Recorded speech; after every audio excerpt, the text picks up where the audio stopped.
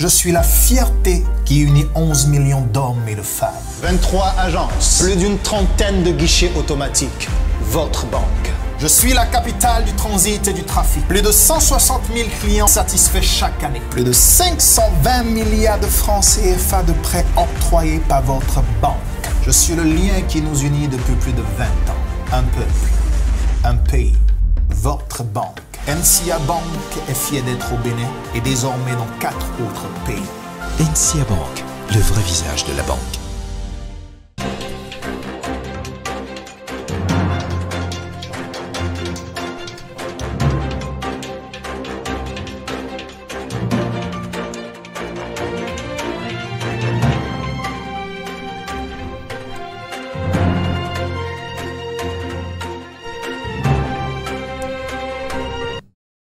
Bonsoir à tous et merci de nous rejoindre pour ce numéro de Carré Politique. L'invalidation du siège du conseiller Ousmane Traoré est intervenue dans la soirée du jeudi 17 juillet. C'était donc hier. Le conseil communal de Parakou va terminer cette mandature de la décentralisation avec 32 conseillers. Nous allons analyser les implications de cette décision de la Cour suprême et en même temps et surtout voir le sort qui sera réservé à l'actuel maire de la commune de Parakou, Yaya Aboubakar, pour aborder ce seul sujet inscrit à l'ordre du jour. J'ai en plateau Félicien Fayon du quotidien Le Matinal. Félicien, bonjour. Bonjour Jean-Luc et bonjour à tous les internautes. Merci d'avoir accepté notre invitation. Vous serez aujourd'hui avec Jos Perzo Anago du journal La Dépêche. Jos Perzo, bonjour. Bonjour chers confrères. Voici la première rubrique de l'émission.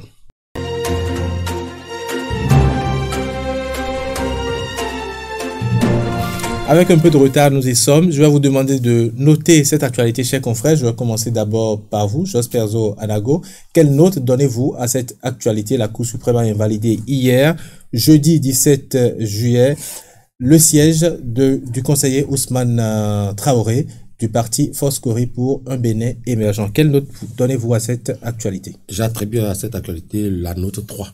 La note 3, je passe à vous, Félicien Fayon. Quelle note à cette actualité? Moi, j'attribue la note 2 à cette actualité. Alors, 3 et 2 de l'autre côté. Je suis très impatient de savoir quelle lecture vous avez eu à faire de cette actualité hier. Quelle a été votre première lecture, Félicien Fayon? J'ai été simplement déçu. Déçu parce que nous nous sommes battus. Les députés se sont battus. On a vu comment est-ce que les gens nous ont expliqué que nous avons un code désormais bien fait. Ça fait 18 ans que nous sommes à l'épreuve de la décentralisation, en tout cas notre pays, le Bénin. C'est vrai qu'au départ, il y a eu des problèmes. Mais normalement, 18 ans après, il y a des situations qu'on ne devait plus connaître. C'est vrai qu'une élection a toujours des contentieux. Mais la loi devait déjà être prévisible. Cette actualité, je la note 2 parce que elle ne rend pas du tout service au développement du pays. Elle ne rend pas du tout service au développement de Parakou. C'est vrai qu'il y a plusieurs courants au niveau du conseil communal municipal. On va aller dans le fond du sujet tout à l'heure. Mais que voulez-vous dire exactement quand vous dites que ça ne rend pas service au développement? Oui, parce que nous serons obligés aujourd'hui, alors que les populations ont déjà oublié, d'accord, oublié déjà la période électorale et ont déjà certainement pris la voie du développement avec l'actuel maire et tout son conseil. On sera obligé maintenant de commencer à réfléchir à qui sera le prochain maire, qui va être élu 1er adjoint, qui va prendre tel arrondissement, et ça va être encore des problèmes. Alors que cette actualité, elle y a vieilli, on a fini avec ça. Je ne suis pas content de voir que 18 ans après le début de la décentralisation, nous soyons arrivés à être confrontés par des décisions de la Cour qui obligent soit à reprendre des élections du maire, ou alors à réduire le volume, sinon la taille des conseils municipaux ou communaux. Je pense que la loi sur ce plan, elle est un peu tordue. Elle ne rend pas service à notre pays. Au-delà de la loi? Au-delà de la loi, il y a également l'attitude. On va analyser les implications politiques. On ne peut pas condamner ceux qui ont porté plainte, ceux qui ont formulé le recours. Non, c'est un principe. Quand vous n'êtes pas d'accord pour quelque chose, vous le dites. On va aborder cet aspect tout à l'heure. Vous avez suivi un peu Félicien Fayon. Est-ce que vous avez le même sentiment? Pour lui, les élections sont déjà du passé et on ne peut plus revenir encore en arrière pour gérer les contentieux. Alors, il faut quand même rappeler que au cours de la mandature passée, on a encore eu une installation de maire, par exemple, je crois c'est à Koulekame ou à Plahoué, enfin, à un mois des élections. À un mois des élections. Donc, on doit pouvoir s'estimer heureux, Jos Perzo. Oui, ben, moi, je vais nuancer un peu la démarche pour reconnaître que il y a eu un gâchis. Et d'ailleurs, ce qui m'a fait attribuer la note 3, c'est un véritable gâchis. Et là, je vais un peu dans le sens de mon confrère pour dire qu'on pouvait s'éviter tout ceci. En ce sens que ce soit le ou les plaignants ou la personne qui est aujourd'hui coupable de n'avoir pas déclaré son statut à l'époque, mais il y a que nos institutions ne fonctionnent pas bien. Ou alors c'est fait exprès pour que les situations chrysogènes profitent à certaines personnes, et d'ailleurs c'est le cas en ce moment. Sinon, comment comprendre que le candidat, déjà lorsqu'il était en train de remplir les conditions, lui, je pouvais lui accorder la mauvaise foi d'introduire des documents falsifiés ou tout ce qu'on veut. Mais il revenait aux institutions, habilité, n'est-ce pas, à contrôler ou à dépouiller ces éléments constitutifs du dossier, de mettre de côté tout ce qui pouvait sembler bizarre. Mais on peut estimer qu'il a présenté la pièce qui justifie qu'il n'était sous la peine d'aucune condamnation. Donc, il a présenté un casier judiciaire qui fait aujourd'hui que la Sénat n'a pas pu invalider son dossier. Donc, que dire là, ça pose problème puisque le casier judiciaire, comme on l'entend, il n'en existe pas un seul. Il y en a par gradation. Non, il y a plusieurs volets, mais c'est ce que la loi a demandé qu'il a fourni justement dans ce dossier. En ce moment, est-ce qu'on peut accuser l'institution? Oui, si c'est cela, il y a une institution qui a failli. Mais le tribunal, la justice, c'est aussi une institution. Le casier judiciaire ne se délivre pas par le couturier du quartier, que je sache. Et donc, il est allé se faire délivrer le casier judiciaire par qui de droit. Et ce qui de droit devrait pouvoir fournir toutes les informations disponibles sur la personne. Parce que la condamnation, selon ce que moi j'ai appris, remonte à très loin en arrière. Et donc, il ne peut pas aujourd'hui détenir un casier judiciaire qui lui soit totalement favorable, vierge, si tant est qu'il a été condamné. Alors, avant même d'aller au niveau des institutions, je vais revenir à vous, Félicien Fayon, mais avant d'aller au niveau des institutions, est-ce qu'il ne faut pas voir également la faute au niveau du parti FCBE? Puisque c'est de là que tout est parti. Sa candidature a été proposée par un parti politique. Je suis d'accord avec vous. Et je vais toujours encore nuancer ma démarche pour dire ceci. On a, dans un passé récent, et même en face du chef de l'État, avec cette dilettante qui n'en finit point de faire des vagues, on a entendu un certain maître, président de l'Assemblée à l'époque, dire que Maître Adrien Roumbédi, oui, que les partis politiques n'ont pas et que des pièces, les moyens pour pouvoir vérifier toutes les pièces qui sont envoyées. Je voudrais. Mais depuis cette époque déjà, le chef de l'État, si vous voulez poursuivre, vous devez rappeler la réponse qui a été celle du chef de l'État. Je suis tout à fait d'accord. Toujours est-il qu'aujourd'hui, on se rend compte que même au sein d'un parti politique, les instruments ou les outils nécessaires n'existent point et n'existera pas avant longtemps pour détecter ces genres de fautes ou ces genres d'anormalité, si j'ose ainsi exprimer. Et donc, il y a des institutions outillées, habilitées à le faire, qui n'ont pas joué leur rôle à un niveau. Très bien. Félicien Fayon, doit-on dédouaner les partis politiques quand on sait que le problème qui se pose aujourd'hui est exclusivement au niveau des forces pour un Bénin émergent et qu'il y a plusieurs partis politiques qui ont présenté quand même des candidats pour cette élection et qui n'ont pas présenté de faux dossiers? Bon, pour les partis politiques, c'est vrai, on va pas les dédouaner, mais moi, je ne leur en veux pas trop, surtout dans la situation actuelle. Je ne leur en veux pas parce que je me dis que il faut laisser la guerre se faire, parce que nous sommes dans un pays démocratique. Même si nous sommes d'un même parti politique, si je ne suis pas d'accord avec toi, il faut que je sois libre de le dire. Donc, si quelqu'un a été élu d'une manière qui n'est pas bonne, le dénoncer ne devrait pas poser un problème. C'est vrai que la discipline du groupe, certainement, n'a pas été respectée parce qu'en réalité, c'est notre équipe qui a gagné. C'est notre parti qui a gagné. C'est notre parti qui est au contrôle. Alors, pourquoi en vouloir alors à quelqu'un qui est de notre équipe, alors qu'on sait que si cette pièce-là manque, c'est que toute l'équipe tombe?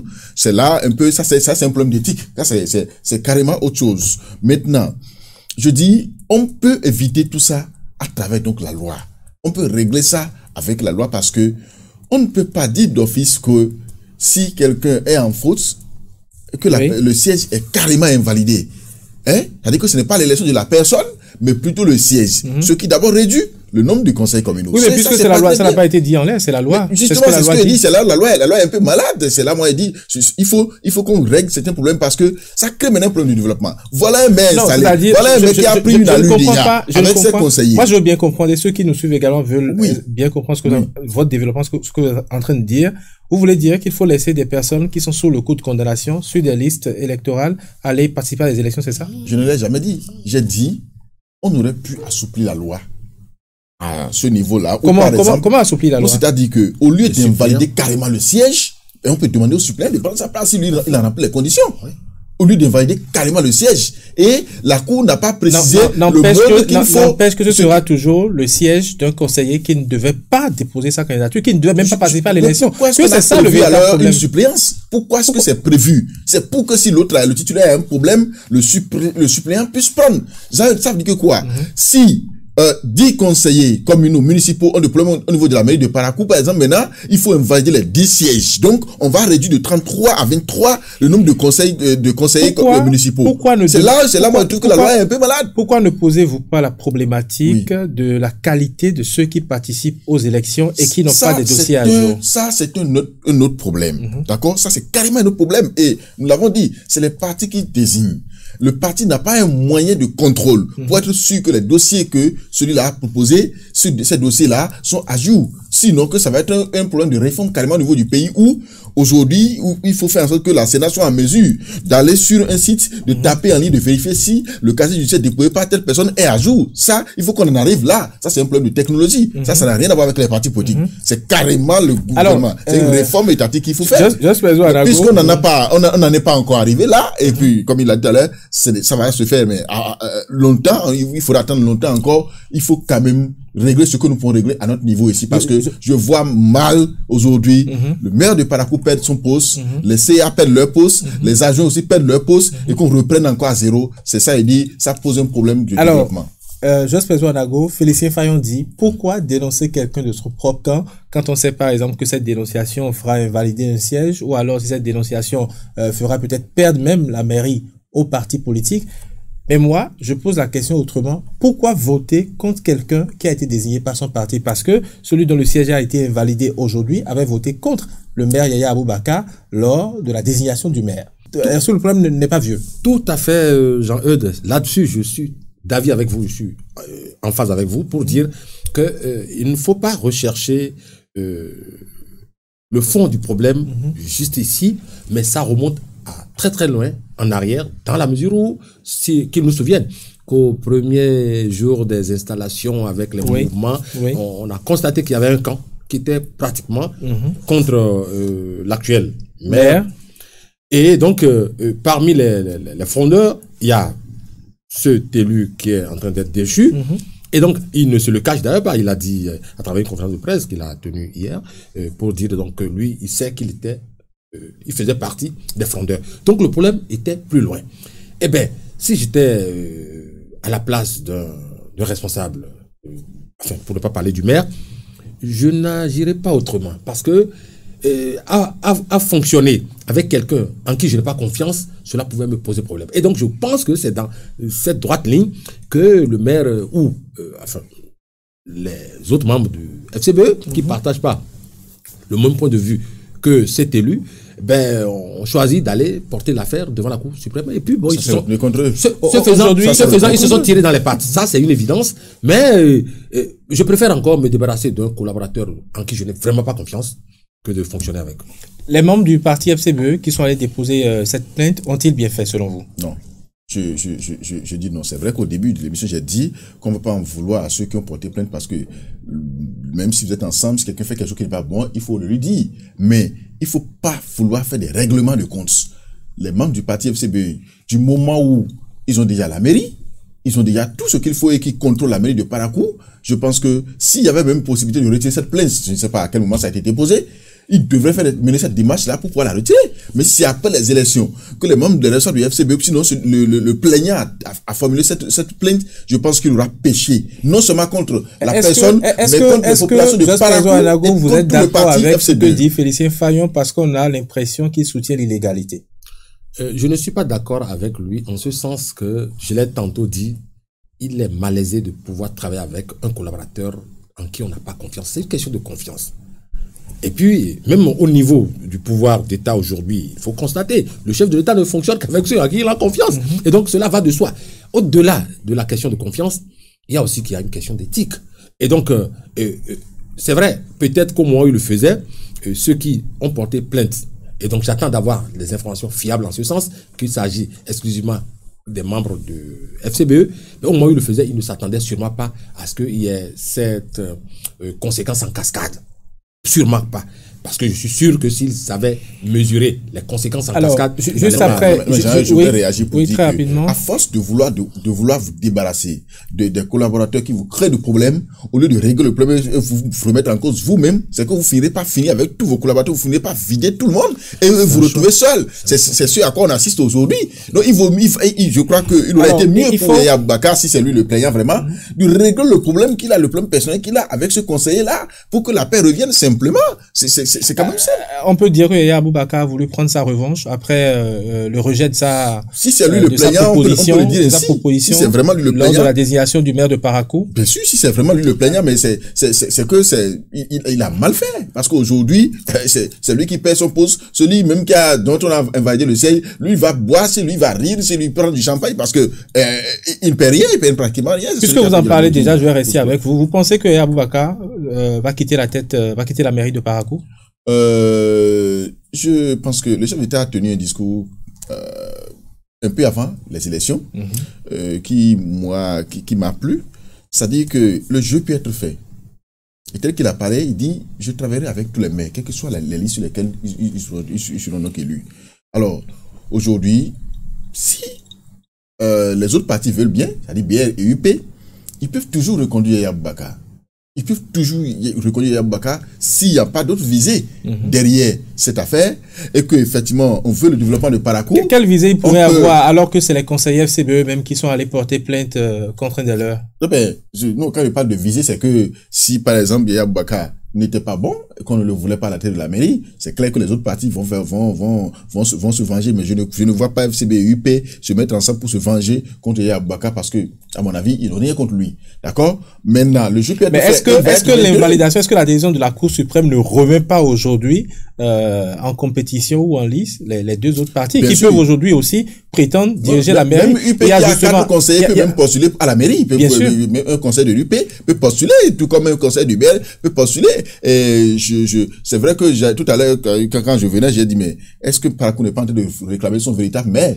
Qui est son véritable maire? On a commencé à entendre que Charles Tokor pourrait revenir. Vous pensez qu'il pourrait revenir? La manière dont Charles Tokor est parti, moi, personnellement, ça m'a touché. Il a perdu les élections, il ne devait pas partir. Non, il a perdu les élections, mais il faut avouer que Charles Tokor et Parakou, il y avait quand même une entente et ça travaillait très bien. D'accord? Non, il est parti, ce n'est pas grave. Il est parti avec une seule voix de différence près. Ce n'est pas grave, mais aujourd'hui, je crois que si on veut régler le problème, on peut toujours ramener Charles Tokor, mais ça ne peut pas, tout comme on peut toujours reconduire Yaya Boubacar. Ça veut dire que l'un ou l'autre, le plan ne va pas s'opposer. Comment voyez-vous la suite des choses, Jos Pedro Anago? Yaya Boubacar sera-t-il reconduit? C'est pas assuré à 100%. Félicien Fayon a rappelé tout à l'heure ce discours du chef de l'État avant les élections qui était que il voulait effectivement travailler avec tous les maires et on a compris d'ailleurs à travers le mode de désignation, à travers la loi qui a été retouchée au Parlement, qu'on a mis en place toutes les conditions pour que même les partis d'opposition puissent avoir des maires. Aujourd'hui, il y a un maire FCBE qui, à cause de l'invalidation du siège d'un de ses membres, d'un de ses conseillers par la Cour suprême, ne pourra plus être. Mais est-ce que vous pensez qu'il pourra continuer à exercer son service à la tête de la mairie de Parakou? Non. Et puis stratégiquement parlant, moi je me dis, il s'est déjà fait griller. Si on le reconduisait, c'est-à-dire autant pour lui aller se mettre pieds et poings liés sous les partis de la mouvance. Si tant est qu'il se réclame, une seconde, parce qu'il faut qu'on comprenne bien ce que dit Jos Pedro Anago. Oui. La loi n'exclut pas les partenariats politiques. Je suis d'avis avec vous, mais pour dire ceci, aujourd'hui, avec ce problème, le maire en ballotage est diminué, affaibli. Il est, pour le reste de sa mandature, il devrait être reconduit. Totalement affaibli. Et ça fait le bonheur. Ça fait la deuxième fois. Hein. Oui. Ça fait le bonheur de ceux qui l'avaient contesté, des autres camps. Et donc, moi, je serais à sa place, c'est vrai, je suis à sa place, que je ne demanderai plus à être maire de Parakou. C'est pas être maire qui fait de... C'est pas béninois, ça, hein? Non, mais c'est pas être maire qui fait de vous un homme, un développeur. Et donc, faire tout pour être maire ou se maintenir maire ne fera pas de lui un bon maire dans la mesure où il sera le sous-fifre des autres. Ils vont le tenir à la laisse le tenir par le bout du nez. Et donc, c'est un objectif politique qui a été atteint, hein, moi, il faut le dire, même si le coup est parti de FCBE, il n'en demeure pas moins que c'est une situation qui a Quand vous été... dites qui sera le sous-fif des autres et qui sera aux autres, pour vous, faire un partenariat politique veut dire directement que vous allez rester sous autres? Il faut voir le Parce qu'il contexte. peut revenir dans le cadre d'un partenariat politique. Il faut lire le contexte. Le contexte est que le chef de l'État a été clair. Et il aurait applaudi des deux mains si toutes les 77 communes lui revenaient dans son escarcelle. Comme les autres partis politiques également, FCBE, BR et tous les autres partis politiques qui pouvaient participer aux élections. Personne ne va aux élections pour perdre. Oui. Aller pour ne pas perdre est différent de aller pour rafler à soi seul tous les gains. Ça a été le propre de... Ça a été le propre ne faisons pas preuve de ce que tous les partis politiques souhaitent. Toutes les communes. Ne faisons pas... Allez-y, je vous laisse pas preuve terminer. d'hypocrisie. Bon, enfin, intellectuelle. Voyons un peu comment ça s'est dessiné sur le terrain. Les 83 députés. Vous allez me dire qu'il n'y avait pas d'autres partis qui voulaient être aussi à l'Assemblée nationale. Ils en ont été empêchés. Et aujourd'hui, qu'est-ce qui se passe? Les 77 mairies qui ne sont pas retombées totalement dans l'escarcelle du pouvoir en place n'étaient déjà pas très bien vues par les turiféraires du pouvoir. Et donc, c'est une occasion en or. Alors, ce que vous dites, Jos Pezo Anago, Oui. je vais redonner peut-être la parole à Félicien Fayon. Oui. Les 7 ou Oui, 8 mairies, les 7 mairies qui sont contrôlées aujourd'hui par mairies. l'opposition, Oui.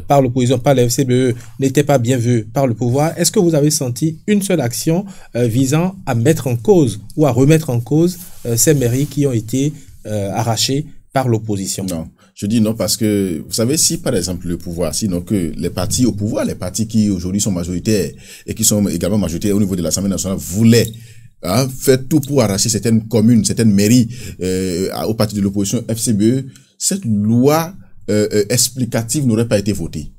On allait laisser le jeu se faire.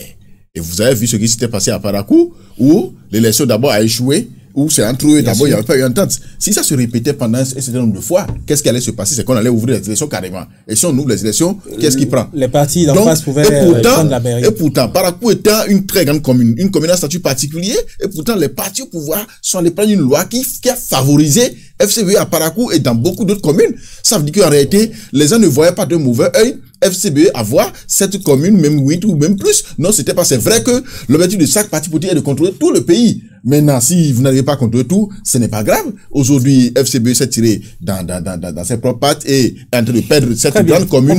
C'est malheureux, mais il n'y a rien à faire. On va certainement revenir sur ce plateau dans 15 jours pour commenter la désignation du nouveau maire. Mais comment voyez-vous l'union, l'harmonie, la concorde au sein aujourd'hui du parti Foscori pour un Bénin émergent dans les jours à venir? Je ne veux pas dire les mois à venir parce qu'il faut attendre la désignation du maire et voir tout ce qui va se passer avant de se projeter dans l'avenir pour la présidentielle. Mais comment voyez-vous l'évolution de cette actualité dans une semaine, dans 2 semaines? Bon, ben, tantôt, cher confrère, vous parliez de l'union entre les membres de... Au sein des FCBE à Parakou? Je n'ai pas l'impression ni le sentiment qu'il y en avait eu jusqu'aux élections, avec la sortie fracassante de leur leader charismatique, suivi de tout ce qu'il y avait. Et n'oubliez pas non plus que juste à l'installation... Oui, on comprend très bien élus, il y avait tout ça. On est en train de comprendre ça va aujourd'hui... s'accentuer. Non, on est en train de comprendre aujourd'hui pratiquement qu'il y a, je veux pas dire 2 FCBE parce que... Il y a des FCBE. Mais il y a, pardon? Il y a des FCBE. Bon, il y a des FCBE.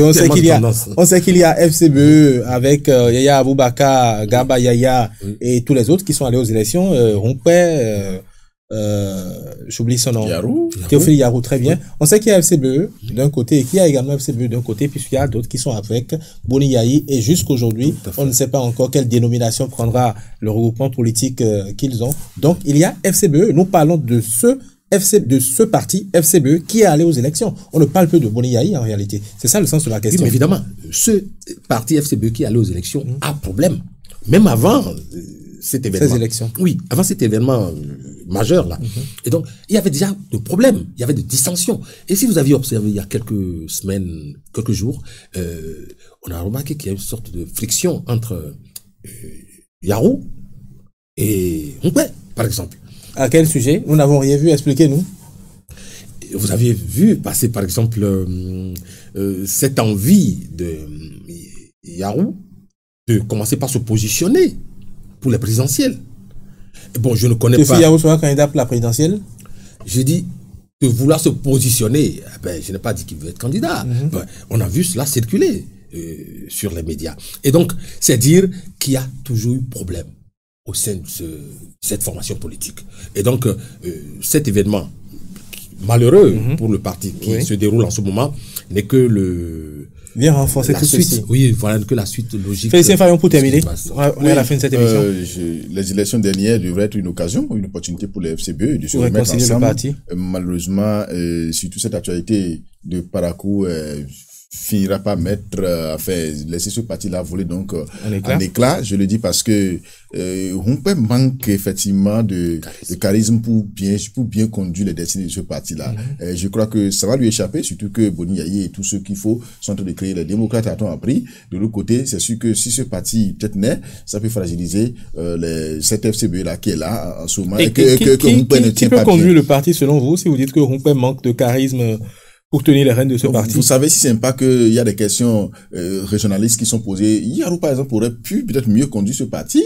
FCBE qui est là aujourd'hui, il a le charisme qu'il faut. Et lui, en tout cas, vous voyez Théophile Yarou candidat de FCBE? Ce n'est pas impossible parce que son nom, il y a un moment que son nom circule, son nom est en train de fuiter déjà, qu'il pourrait être le candidat de FCBE. Et donc, s'il arrivait à avoir d'autres maires en plus, ou bien certains députés, ce ne serait pas impossible pour lui d'être candidat. Maintenant, on verra bien si les FCBE auront un candidat pour la présidentielle, parce qu'ils sont peut-être sur le point même de perdre encore une mairie.